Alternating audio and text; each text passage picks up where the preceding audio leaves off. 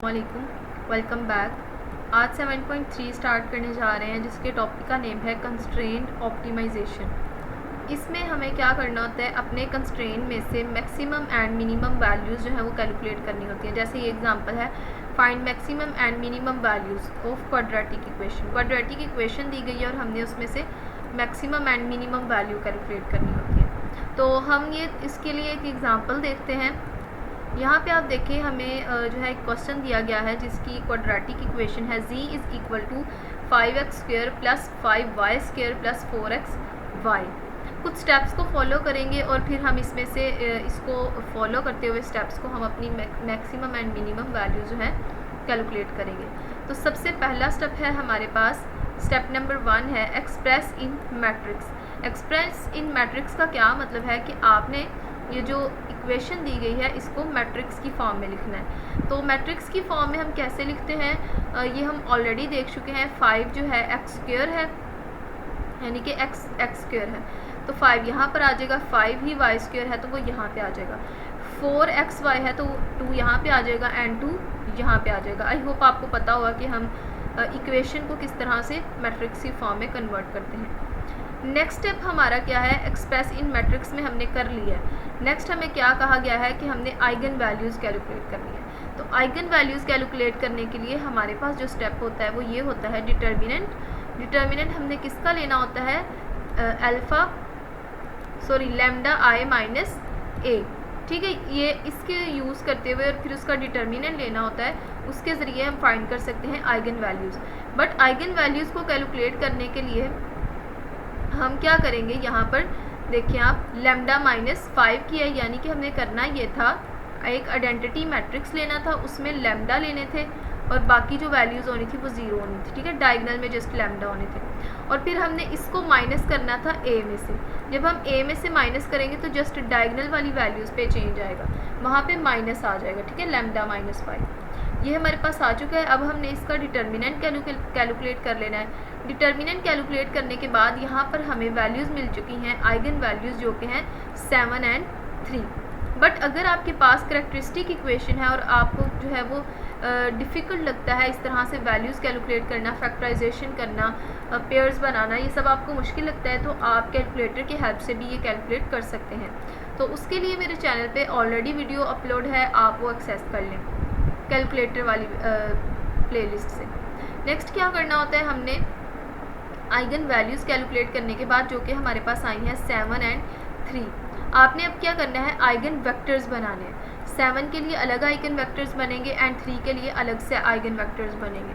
I hope आपने जो है वो आप प्लेलिस्ट के साथ चल रहे होंगे, यानी कि आपने सारी वीडियोस जो है एक्सेस की होंगी, प्रैक्टिस की होगी, तो आपको ये आइगन वैल्यूज़, आइगन वेक्टर, ये हम सारी वीडियोज़ में ऑलरेडी डिस्कस कर चुके हैं, इसलिए मैं इसे डिटेल में एक्सप्लेन नहीं कर रही हूँ। ठीक है, आइगन वेक्टर कैसे कैलकुलेट करते हैं, आइगन वैल्यूज़ कैसे कैलकुलेट करते हैं, ये ऑलरेडी अपलोडेड है, आप पहले वो वीडियोस देख लें अगर आपको ये नहीं आ रहे।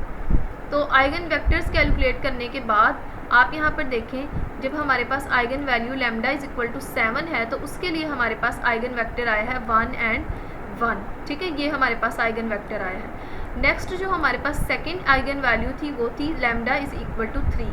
अब हमने इसके ज़रिए फाइंड करनी है आइगन वैल्यूज़, आइगन वैल्यू को यूज़ करते हुए आइगन वेक्टर को जनरेट करेंगे।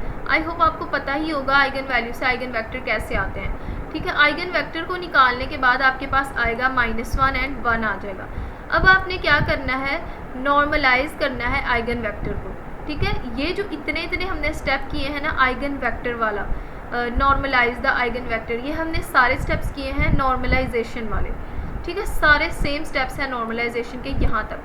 नेक्स्ट जस्ट स्टेप 5 चेंज होगा जिससे हमें मैक्सिमम एंड मिनिमम वैल्यू जो है वो पता चले। तो नॉर्मलाइज हमें कैसे करना है, v1 एंड v2 कैसे कैलकुलेट करना है, u1 जो हमारे पास आया है, यानी कि आइगन वेक्टर्स जो हमारे पास आए हैं, आपने उनको नॉर्मलाइज करना है और फिर डिवाइड कर देना है। जैसे मैं आपको इसकी एग्जांपल दूँ, u2 के लिए आप क्या करेंगे, -1 का स्क्वायर लेंगे प्लस ऐड करेंगे 1 का स्क्वायर, इसके बाद आपके पास आ जाएगा √2। अब आपने क्या करना है, जो आपके पास वेक्टर है उसके हर एलिमेंट के साथ आप इसे डिवाइड कर देंगे, जैसे ये नीचे डिवाइड हो गया। इसी तरह आपने u1 के लिए भी कर देना है। जब आपके पास नॉर्मलाइज करने के बाद आइगन वेक्टर्स आ जाएंगे डिफरेंट, अब आपने क्या करना है, minimum and maximum eigen vectors निकालने। ठीक है, तो इसमें से जो हमारे पास मिनिमम वाला आया है वो हमारे पास मैक्स के लिए हम ये वाला साइन यूज़ करेंगे, ठीक है, और मिनिमम के लिए हम ये वाला साइन यूज़ करेंगे।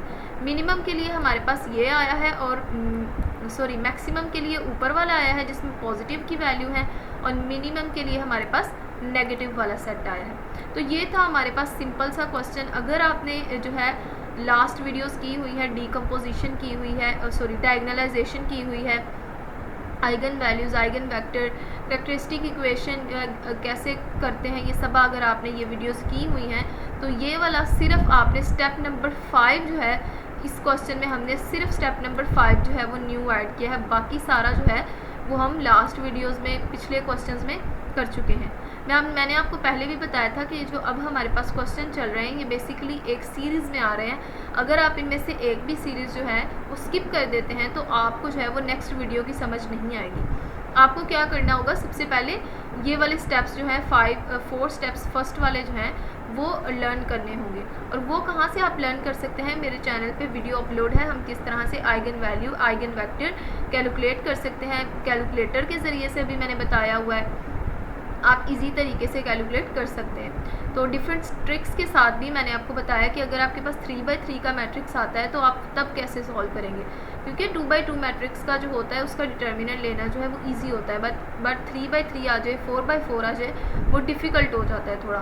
तो तब आप इजीली कैसे कैलकुलेट करेंगे, कैरेक्टरिस्टिक इक्वेशन कैसे निकालेंगे, वो हम ऑलरेडी डिस्कस कर चुके हैं। तो आई होप आपको कंस्ट्रेंट ऑप्टिमाइजेशन के टॉपिक की समझ आ गई होगी। और अगर आपको वीडियो पसंद आई हो, समझ आई हो, तो आप इसे लाइक ज़रूर कर दीजिएगा, शेयर ज़रूर कीजिएगा और चैनल को सब्सक्राइब ज़रूर कीजिएगा। मिलते हैं नेक्स्ट वीडियो में, तब तक के लिए अल्लाह हाफिज़।